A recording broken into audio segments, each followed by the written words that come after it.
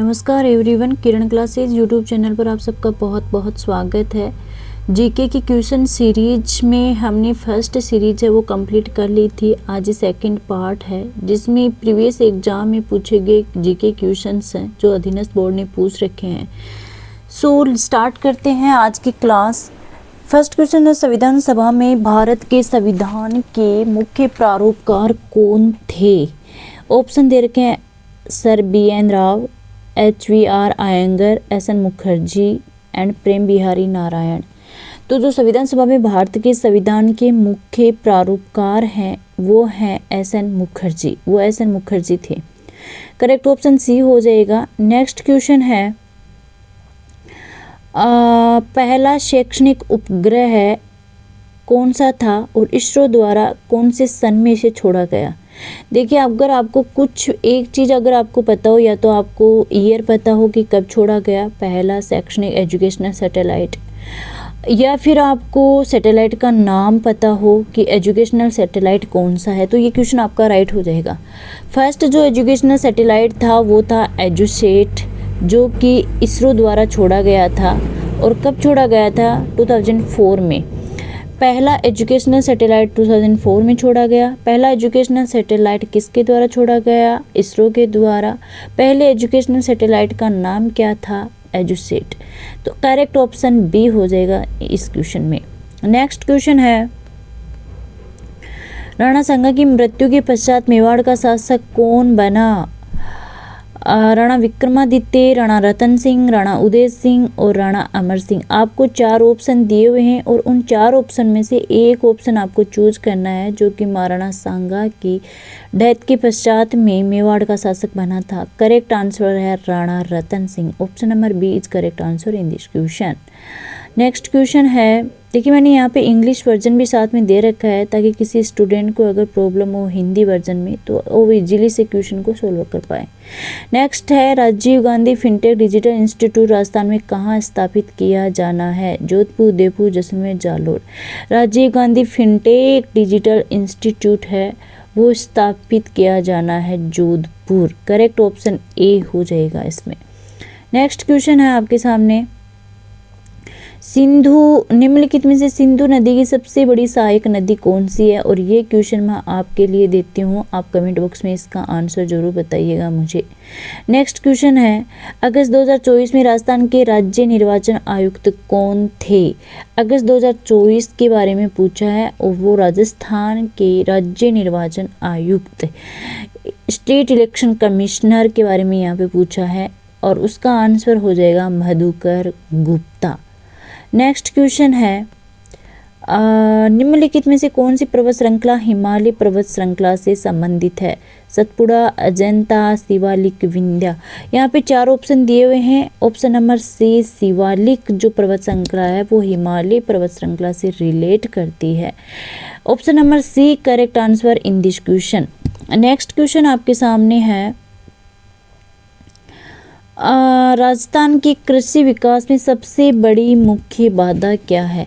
यानी जो agriculture development नहीं हो पाता है तो मेन रीजन क्या है? भूमि सुधार का अभाव, आई थिंक नो। सिंचाई सुविधाओं का अभाव, सिंचाई सुविधाएं बहुत हैं, अभाव कुछ नहीं है। उर्वरकों की सीमित उपलब्धता नहीं, उर्वरक तो बहुत ज़्यादा है। जो फर्टिलाइज़र हैं वो बहुत ज़्यादा मात्रा में उपलब्ध हैं, उनकी सीमित यानी लिमिटेड अवेलेबिलिटी नहीं है उनकी। नेक्स्ट है, वर्षा की अनियमितता और अनिश्चितता। यस, करेक्ट ऑप्शन होगा कि अगर बारिश की अनियमित यानी कि कहीं कभी भी आ जाए, उनका कोई बारिश का कोई शेड्यूल नहीं है। और अनिश्चितता यानी कि कहीं पर ज़्यादा हो कहीं पर कम हो, ऐसा होता है। तो करेक्ट ऑप्शन डी हो जाएगा इस क्वेश्चन में, जो कि वर्षा की जो बारिश है उसकी अनियमितता और अनिश्चितता ही, इरेगुलरिटी और अनसर्टेनिटी ही आपके जो एग्रीकल्चर डेवलपमेंट है उसमें मेन रीजन है। एग्रीकल्चर डेवलपमेंट के मुख्य बाधक है। नेक्स्ट क्वेश्चन है, भारत सरकार द्वारा निम्न में से किस वर्ष में मुद्रा के विमुद्रीकरण की घोषणा की गई थी? Demonetisation of currency was declared by Indian government. वो की गई थी, आपके फैक्चुअल क्वेश्चन है, सीधा याद रखना है, 2016 में। करेक्ट ऑप्शन ए हो जाएगा इन दिस क्वेश्चन। नेक्स्ट क्वेश्चन है सालर वन के बारे में असत्य कथन का चयन कीजिए। देखिए सालर वन राजस्थान के पहाड़ी क्षेत्रों में पाए जाते हैं। डूंगरपुर बांसवाड़ा का जो एरिया है, उदयपुर, चित्तौड़गढ़, डूंगरपुर, बांसवाड़ा, उधर जो पहाड़ी एरिया बोलते हैं उसको, उधर सालर वन पाए जाते हैं। बिल्कुल करेक्ट है। सालर वृक्षों की प्रचुरता के कारण इन वनों को सालर वन नाम दिया गया है। बिल्कुल, सालर वन में सालर वृक्ष सबसे ज़्यादा प्रेजेंट होते हैं। ढोक, खथीरा और धवद सालर वन के प्रमुख वृक्ष हैं। सालर वन में सबसे प्रमुख है, सबसे ज़्यादा मात्रा में पाए जाने वाली जो ट्री हैं, जो वृक्ष हैं, जो पेड़ हैं, जो पादप हैं, वो है ढोक, कथीरा और धवद। तो ये भी ठीक है। नेक्स्ट ऑप्शन है टीक विशेष रूप से सिर्फ सालर वनों में प्रचुर मात्रा में पाए जाने वाला वृक्ष है। ये ऑप्शन आपका गलत है। तो ऑप्शन नंबर डी गलत हो जाएगा, यानी कि option number D correct answer हो जाएगा of this question.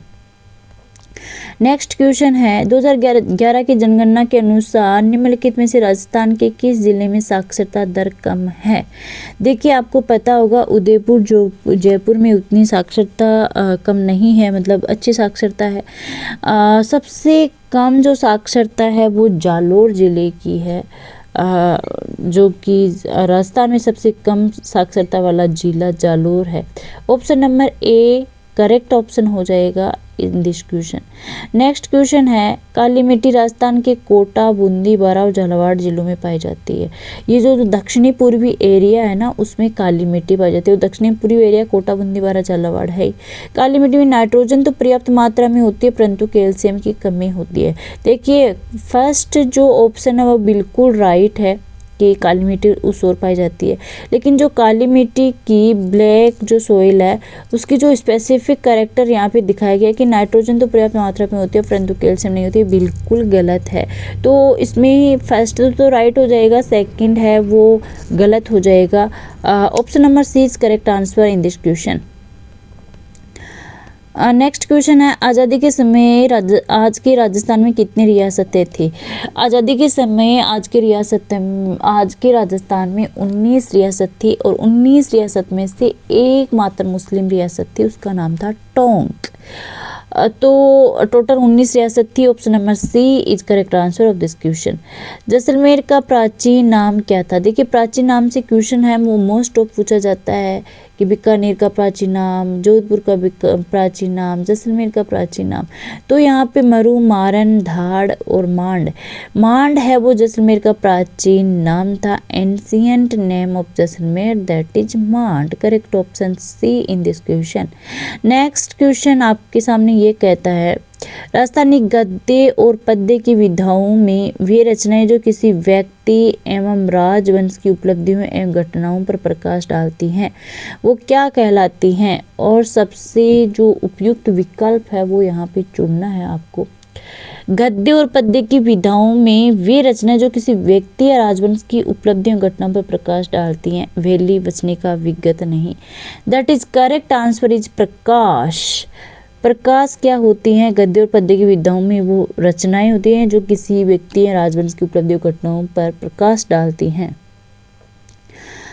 Option number C is correct answer in this question. Next question आपके सामने ये कहता है राष्ट्रीय विज्ञान दिवस 2024 की थीम क्या है। देखिए राष्ट्रीय विज्ञान दिवस 2024 है उसकी थीम विकसित भारत के लिए देसी प्रौद्योगिक तकनीकें, इंडिजीनियस टेक्नोलॉजी फॉर विकसित Bharat. Option number D is correct answer in this question. Next question आपके सामने है केवलादेव घना राष्ट्रीय उद्यान कहाँ है। केवलादेव घना राष्ट्रीय उद्यान बहुत फेमस है। कभी ये कहाँ है, कभी इसका स्क्वायर किलोमीटर क्या है, कभी किसके लिए प्रसिद्ध है, कभी यूनेस्को की विश्व धरोहर सूची में कौन कौन से शामिल किए गए हैं। तो ये सारे इससे रिलेट क्वेश्चन है। ये कहाँ पर है। केवलादेव राष्ट्रीय उद्यान भरतपुर में है। अब यहाँ ऑप्शन में अलवर करो, धौलपुर नहीं दिया हुआ है, वरना धौलपुर तो दिया हुआ है, अलवर नहीं दिया हुआ है, तो कंफ्यूज हो सकता है। तो केवलादेव घना राष्ट्रीय उद्यान भरतपुर में स्थित है। नेक्स्ट क्वेश्चन है आपके सामने, छठे Asian Olympic trampoline gymnastic championship में विश्व में किसने रजत पदक जीता था? ये किसने रजत पदक जीता था? सिल्वर मेडल की बात हो रही है। किस में? छठे नंबर का है, पहले तो यह ध्यान में रखना है। और कौन सा गेम है? Asian trampoline gymnastic championship. इसमें सिल्वर मेडल जीता था सृष्टि खंडागले ने। Option number C is correct answer in this question. Next question है, भारत के प्रधानमंत्री द्वारा देश की पहली अंडर वाटर मेट्रो लाइन का उद्घाटन किस शहर में किया गया था?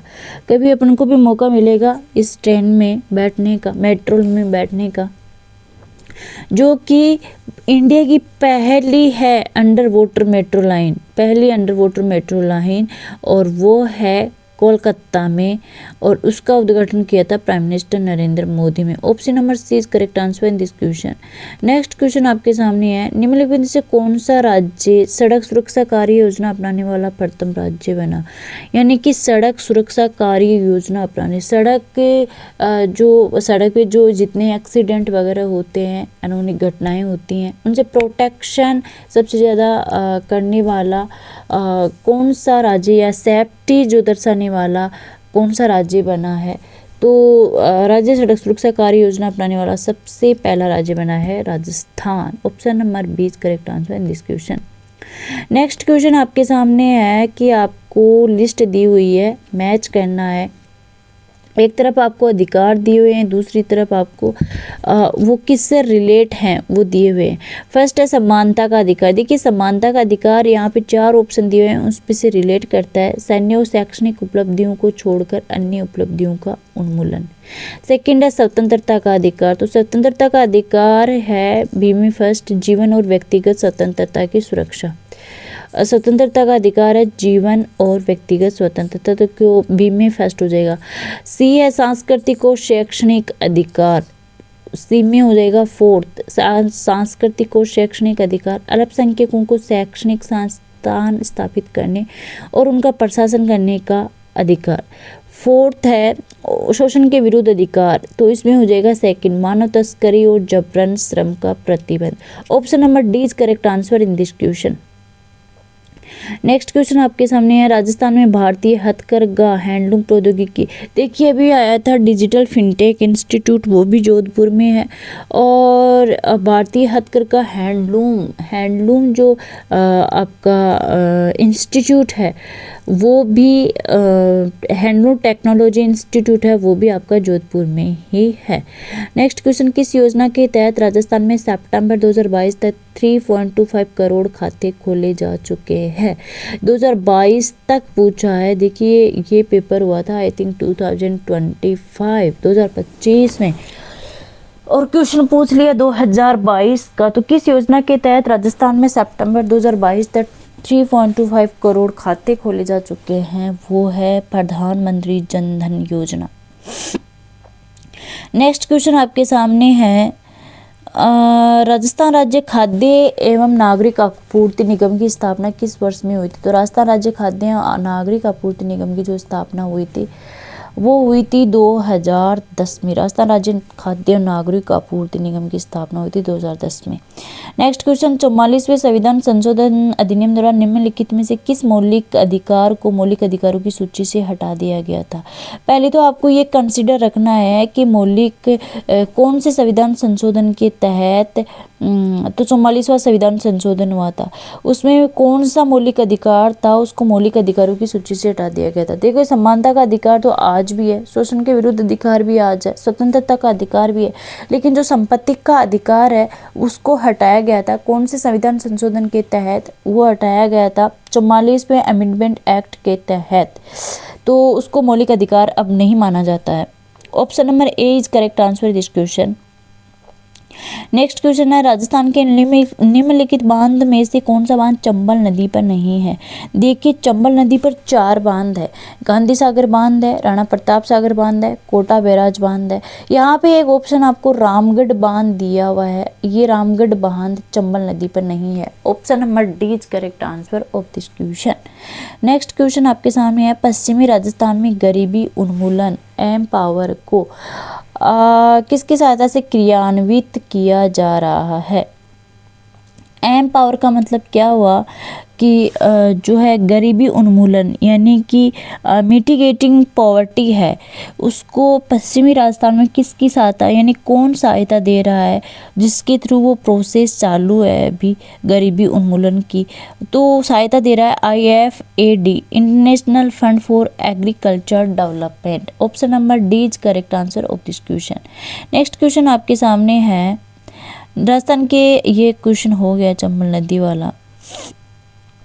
नेक्स्ट क्वेश्चन, कालीबंगा सभ्यता के संदर्भ में सबसे असत्य कथन का चयन कीजिए। देखिए कालीबंगा के बारे में काली चूड़ियाँ मिलती हैं यहाँ पे, वो मिलता है, आपको बहुत सारा पता है। खोपड़ी में जो है वो छेद मिले थे, इससे ऐसा लगता है कि यहाँ पे सिजेरियन होती थी, मतलब यहाँ पे किसी का। तो क्वेश्चन है कालीबंगा के बारे में आपको पूछा हुआ है। फर्स्ट ऑप्शन है प्राचीन दृष्टवती और सरस्वती नदी घाटी वर्तमान में गगन नदी क्षेत्र बोला जाता है ने कालीबंगा की सभ्यता को जन्म दिया। ये बिल्कुल करेक्ट आंसर है इसका। बी है, ये सभ्यता राजस्थान के हनुमानगढ़ जिले में स्थित है। बिल्कुल कालीबंगा हनुमानगढ़ में है। कालीबंगा एक सुनियोजित शहर था। घरों के निर्माण के लिए धूप में बनी ईंटों का प्रयोग किया जाता था। बिल्कुल, यानी कच्ची ईंटों का प्रयोग किसमें किया जाता था? कालीबंगा सभ्यता में जो घर बनाते थे उनमें कच्ची ईंटों का प्रयोग किया जाता था। फोर्थ ऑप्शन है कालीबंगा जुताई वाले खेत का कोई प्रमाण नहीं मिलता। नहीं, कालीबंगा में तो जुताई के खेत के साक्ष्य मिले हैं। ऑप्शन नंबर डी इनकरेक्ट है यहाँ पे। तो इस क्वेश्चन के अकॉर्डिंग डी ऑप्शन है वो करेक्ट हो जाएगा आपका। नेक्स्ट क्वेश्चन है, कौन सी सभ्यता धूलकोट या ताम्रवती नगरी के नाम से प्रसिद्ध है? धूलकोट का मतलब क्या हुआ? धूल यानी मिट्टी के टीले पर ये सभ्यता थी। ताम्रवती नगरी मतलब यहाँ तांबा बहुत ज़्यादा मिलता था, तो ताम्रवती नगरी। तो आपका ऑप्शन 4 दिए गए हैं, आहड़, बालाथर, चंद्रावती, सिंधु। देखिए चंद्रावती और सिंधु में तो आप कंफ्यूज नहीं होने वाले हो, लेकिन 2 ऑप्शन है ना, आहड़ और बालाथर। बालाथर उदयपुर में, आहड़ भी उदयपुर, इसमें आप कंफ्यूज हो सकते हो। तो धूलकोट सभ्यता आहड़ को बोला जाता है, ताम्रवती नगरी के नाम से प्रसिद्ध है आहड़ है। तो option number A is correct answer in this question. Next question आपको मेला दिया गया है और कौन से स्थान पर कौन सा मेला मिलता है? देखिए बेणेश्वर तो डूंगरपुर सबको पता है, बहुत प्रसिद्ध है बेणेश्वर डूंगरपुर। कैला देवी करौली ये हो जाएगा। जीण माता सिक्कर और डिग्गी का कल्याण जी टोंक। डिग्गी का कल्याण जी टोंक में है, जयपुर में नहीं है। तो यहाँ पे देखिए बेणेश्वर ए में थर्ड एक ही ऑप्शन में है। Option number C is correct answer in this question. Next question आपके सामने, गिंदड़ नृत्य का संबंध राजस्थान के किस क्षेत्र से? गिंदड़ बाड़मेर, मेवाड़, मारवाड़, शेखावाटी। गिंदड़ तो भाई शेखावाटी में बहुत अच्छे तरीके से पहले खेला जाता था, हालांकि आजकल तो नहीं देखने को मिलता, लेकिन जो संबंध रहा है वो शेखावाटी से ही है। नेक्स्ट क्वेश्चन यानी option number D in this question is correct answer in this question. Next question, निम्नलिखित में से कौन निर्गुण उपासना का अनुयायी था? देखिए उपासना 2 प्रकार की होती है, एक सगुण और एक निर्गुण। मीराबाई सगुण थी, रामचरण जी सगुण थे, रतन सिंह सगुण थे। जो निर्गुण उपासना के अनुयायी थे वो थे Dadu Dayal. Option number C is correct answer in this question. Next question, Bharat के संविधान के किस अनुच्छेद के अनुसार मुख्यमंत्री की नियुक्ति राज्य के राज्यपाल द्वारा की जाती है? मुख्यमंत्री की आपको एक चीज़ का तो पता चल ही गया होगा यहाँ पर कि मुख्यमंत्री नियुक्त होते हैं, मनोनीत नहीं होते। और मुख्यमंत्री की नियुक्ति कौन करता है? राज्यपाल करता है। ये 2 क्वेश्चन हो गए। कौन से अनुच्छेद के तहत मुख्यमंत्री की नियुक्ति राज्यपाल करता है? अनुच्छेद आर्टिकल 164 के तहत मुख्यमंत्री की नियुक्ति राज्यपाल करता है।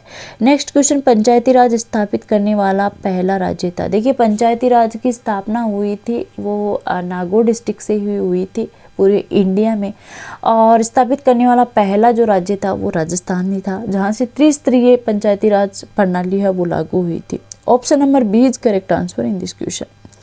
नेक्स्ट क्वेश्चन है, भारत के संविधान का निम्नलिखित में से कौन सा अनुच्छेद राजस्थान लोक सेवा आयोग के कार्यों के विषय में जानकारी देता है? अनुच्छेद 312, 316, 320 और 317। इसका आंसर है अनुच्छेद 320 है, वो राजस्थान लोक सेवा आयोग के कार्यों के विषय में जानकारी देता है।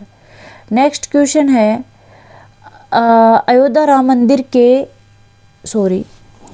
अयोध्या राम मंदिर के निर्माण में मुख्य वास्तुकार कौन थे? देखिए कहाँ कहाँ से जो कॉमनली एकदम पॉपुलर क्वेश्चन होता है ना इंडिया का, जो वो कैसा भी हो पूछा ही पूछा जाता है एग्जाम में। तो क्वेश्चन है अयोध्या राम मंदिर के निर्माण में मुख्य वास्तुकार कौन थे? राम सुतार, जगमोहन, चंद्रकांत सोमपुरा और अरुण योगीराज। तो जो मुख्य वास्तुकार थे ना, मेन जो आर्किटेक्ट थे, चीफ आर्किटेक्ट, वो थे Chandrakant Sompura. Option number C is correct answer in this question. 2024 Lok Sabha चुनाव के दौरान भारत के मुख्य चुनाव आयुक्त, देखिए जो राजस्थान के मुख्य चुनाव आयुक्त, यहाँ पे पहले इसी पेपर में क्वेश्चन पूछा गया कि राजस्थान के मुख्य चुनाव आयुक्त 2024 में कौन थे, तो वो मधुकर गुप्ता थे। और 2024 में भारत के मुख्य चुनाव आयुक्त कौन थे? वो राजीव कुमार थे। नेक्स्ट क्वेश्चन है आपके सामने, नमस्ते योजना निम्नलिखित समूह में से किन कर्मियों से संबंधित है? देखिए नमस्ते योजना का संबंध है आपके निर्माण कार्मिक, स्वास्थ्य कार्मिक, कृषि कार्मिक, स्वच्छता कार्मिक। नमस्ते योजना का संबंध आपको फैक्चुअल क्वेश्चन है, जो हेल्थ वर्कर्स हैं उनसे जो है को रिलेट करती है Namaste Yojana. Health worker. Option number B is correct answer in this question.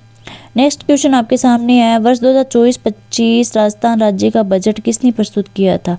सभी का जो है वो जा रहा होगा, क्योंकि जोगाराम पटेल, किरोड़ीलाल मीणा का तो कोई वो नहीं है, भजनलाल शर्मा जो सीएम है, बट सभी का आंसर यही जा रहा होगा कि भजनलाल शर्मा सीएम बने थे, इन्होंने बजट प्रस्तुत किया होगा।